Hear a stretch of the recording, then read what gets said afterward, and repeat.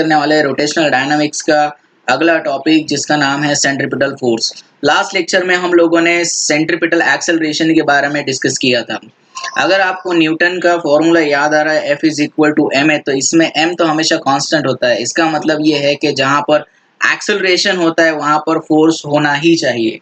तो बेसिकली कोई भी सर्कल या कोई भी सर्कुलर मोशन में कोई भी ऑब्जेक्ट जब घूमता है तो उसे सेंट्रीपिटल फोर्स की जरूरत पड़ती है, यानी एक फोर्स की जरूरत पड़ती है। वो फोर्स का नाम है सेंट्रीपिटल फोर्स। तो आज हम सेंट्रीपिटल फोर्स और सेंट्रीफ्यूगल फोर्स के बारे में डिस्कस करेंगे कि सेंट्रीपिटल फोर्स क्या होता है और सेंट्रीफ्यूगल फोर्स क्या होता है। तो चलिए सबसे पहले देखते हैं क्या सेंट्रीपिटल फोर्स क्या होता है।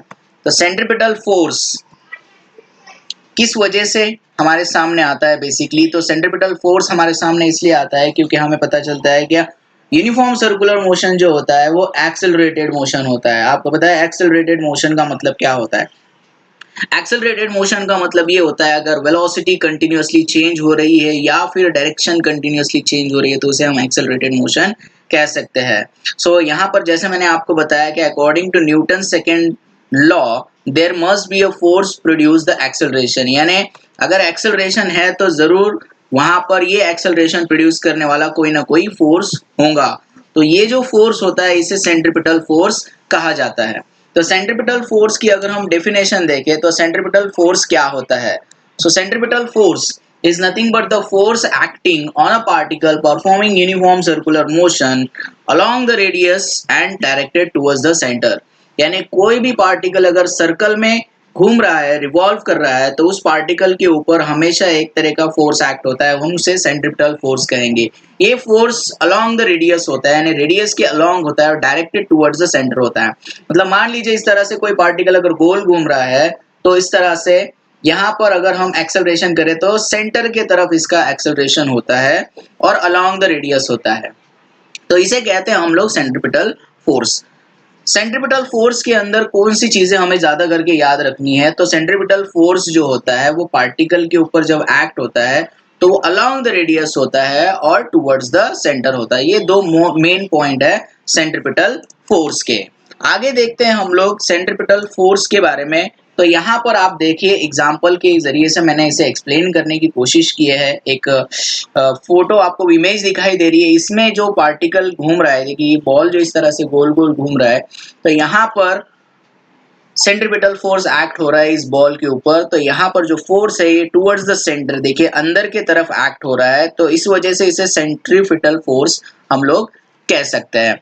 We see that the force must be inward by the thinking about a ball on the string. तो जो बॉल है बेसिकली या जो स्टोन होगा ये हमेशा सेंटर की तरफ एक्ट होता है। अगर सेंट्रीपिटल फोर्स के बारे में, उसके फॉर्मूले के बारे में हम बात करें तो इसका सेंट्रीपिटल फोर्स का जो फॉर्मूला होता है वो होता है F is equal to M into R. तो ये तो जनरल फॉर्मूला है। इसमें हम लोगों ने क्या किया है कि पिछले लेक्चर में जब हमने रेडियल एक्सेलरेशन को डिस्क्राइब किया था तो रेडियल एक्सेलरेशन का फॉर्मूला होता है v स्क्वायर अपॉन r। तो m तो एज इट इज रहेगा, so m into V square upon r। So M V R या एम आर ओमेगा स्क्वायर भी हम लोग सेंट्रीपिटल फोर्स को डिनोट कर सकते हैं या फिर सेंट्रीपिटल फोर्स का फॉर्मूला ले सकते हैं। जैसे कि एक फोर्स है तो इसका एसआई यूनिट डेफिनेटली क्या होगा? न्यूटन होगा। तो सेंट्रीपिटल फोर्स का जो यूनिट होता है वो न्यूटन होता है। अब सेंट्रीपिटल फोर्स की जो प्रॉपर्टीज होती है वो क्या क्या होती है, या फिर इसके हम कैरेक्टरिस्टिक्स देखें या फिर मेन पॉइंट देखें तो क्या क्या होता है। तो सेंट्रीपिटल फोर्स ये एक रियल फोर्स होता है। हम लोगों ने रियल और सीडो फोर्स को डिस्कस किया है। तो रियल फोर्स जो होता है बेसिकली उसके अंदर वो जो इंटरैक्टिंग फोर्स होते हैं वो उनके ओरिजिन हमें पता होते हैं। जैसे कि ग्रेविटेशनल फोर्स एक रियल फोर्स है, इलेक्ट्रोस्टैटिक फोर्स एक रियल फोर्स है।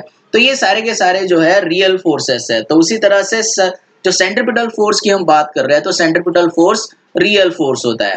सेंट्रीपिटल फोर्स नेसेसरी होता है सर्कुलर मोशन को मेंटेन करने के लिए। इसका मतलब ये है कि अगर कोई पार्टिकल सर्कल में घूम रहा है तो इसका मतलब उसके ऊपर सेंट्रीपिटल फोर्स एक्ट होगा ही, ये कंपल्शन है सर्कुलर मोशन के लिए।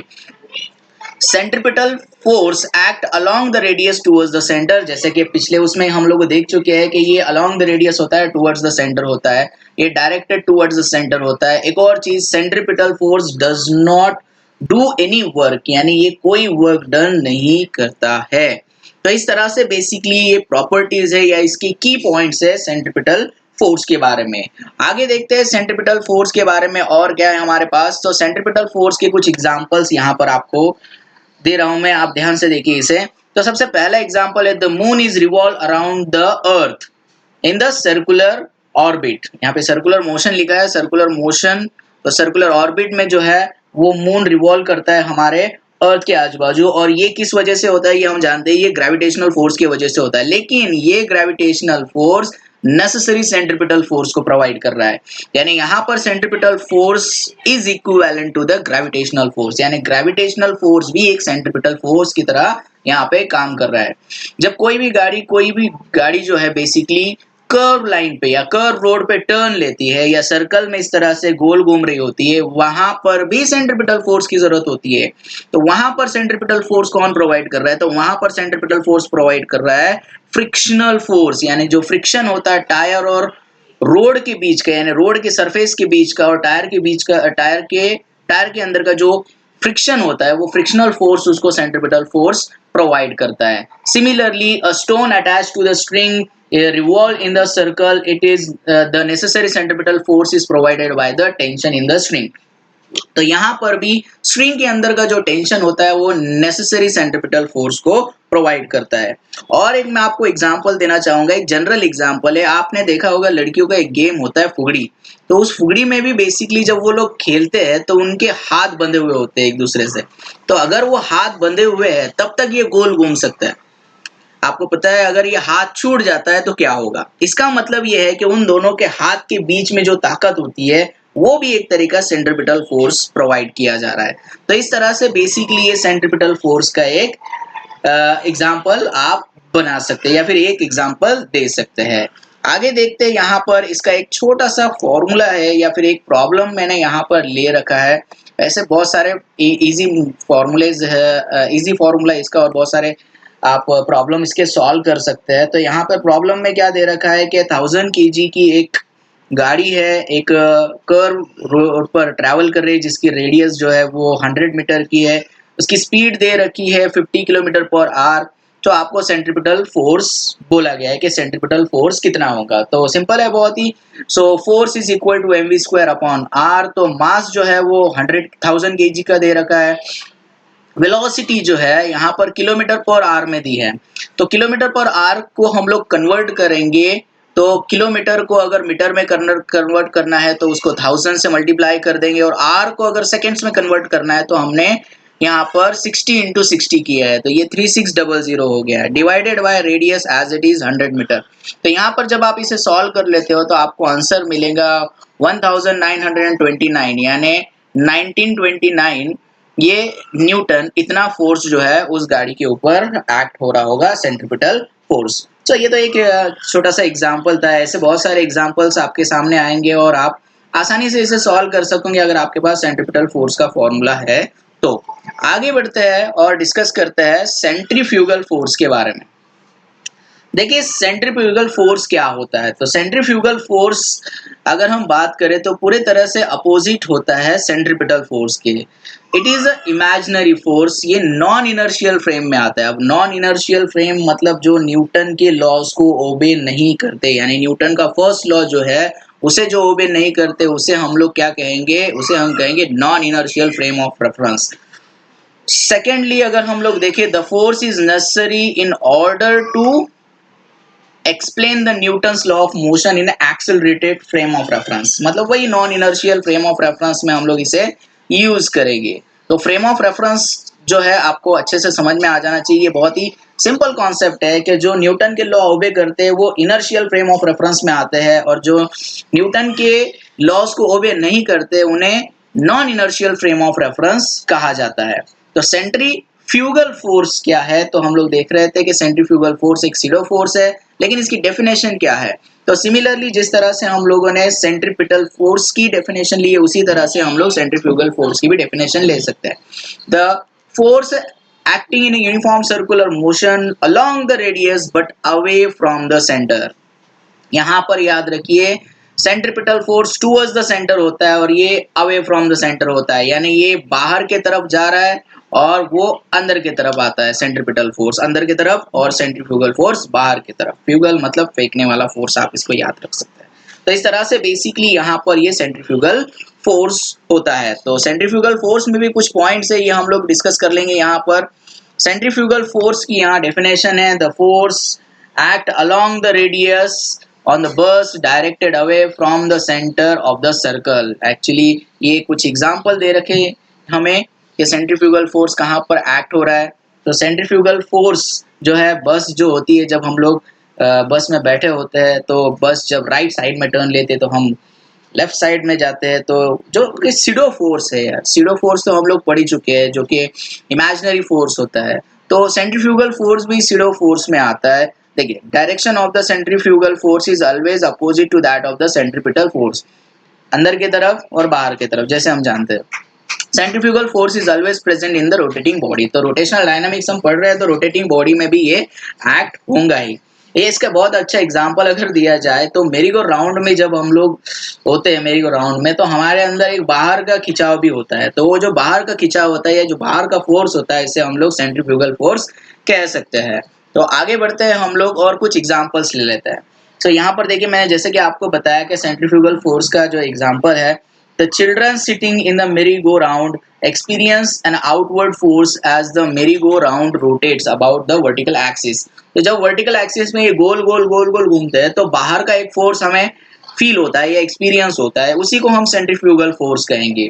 When the car takes turn, जैसे मैंने आपको बताया कि अगर कार जो है राइट साइड में टर्न ले रही है तो हमें लेफ्ट साइड का एक फोर्स एक्सपीरियंस होता है।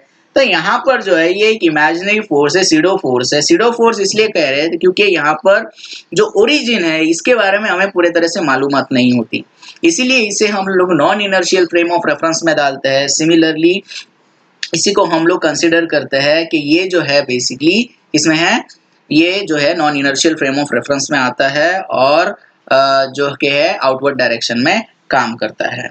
तो basically this is due to the centrifugal force acting on the passenger। Okay, so next ये कुछ एग्जांपल्स है इसके सेंट्रीफ्यूगल फोर्स के, कि यहाँ पर देखिए इस तरह से ये ऐसा नहीं होगा कि ये इस तरह से जाएगा, बेसिकली ये इस तरह से जाता है। तो टेंजेंशियल जो है, the centripetal force vanishes the object flies off tangent to the circle। तो इस तरह से बेसिकली यहाँ पर ये अगर हम जैसे ही कोई ऑब्जेक्ट को छोड़ते हैं तो ये इस तरह से जाता है, ऐसा गोल घूम के नहीं जाता, ये कैसे जाता है, ऐसा टेंजेंशियल जाता है।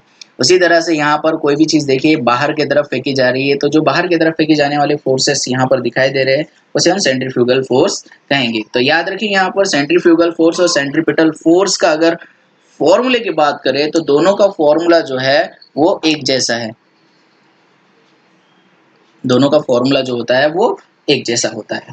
फॉर्मूले में कोई चेंजेस नहीं है, सिर्फ अगर वेक्टर क्वांटिटी में देखा जाए तो जो सेंट्रीपिटल फोर्स होता है, सेंट्रीपिटल फोर्स जो होता है उसमें आपको माइनस साइन लगाना पड़ेगा, क्योंकि अलोंग द रेडियस होता है और टूवर्ड्स द सेंटर होता है, पर रेडियस जो होता है वो डायरेक्टेड सेंटर होता है, रेडियस वेक्टर, और सेंट्रीपिटल फोर्स जो होता है टूवर्ड्स द सेंटर होता है। तो दोनों जो है अपोजिट डायरेक्शन में होते हैं, याद रखना यहाँ पे। लेकिन जब हम सेंट्रीफ्यूगल फोर्स की बात करते हैं तो यहाँ पर दोनों एक ही डायरेक्शन में होते हैं, यानी सेंट्रीफ्यूगल फोर्स भी उसी डायरेक्शन में होता है और रेडियस वेक्टर भी उसी डायरेक्शन में होता है। इसीलिए दोनों के अंदर अगर देखा जाए तो सेंट्रीपिटल फोर्स के फॉर्मूले में इन वेक्टर फॉर्म वहां पे माइनस साइन लगेगा, लेकिन सेंट्रीफ्यूगल फोर्स में माइनस साइन नहीं लगेगा, याद रखना यहाँ पर। नॉट एक्शन रिएक्शन फोर्स, जैसे कि हम लोगों को पता है कि एक्शन और रिएक्शन फोर्स, तो centripetal and centrifugal force do not constitute the action reaction pairs. Centrifugal force is not a real force. For action reaction pair both force must be real, यानी एक्शन और reaction force होने के लिए दोनों भी force क्या होने चाहिए, रियल होने चाहिए। तो इस तरह से बेसिकली सेंट्रीपिटल फोर्स और सेंट्रीफ्यूगल फोर्स जो है हम लोगों को समझ में आता है। तो I hope you understand the centripetal force and centrifugal force. Thank you for watching my video.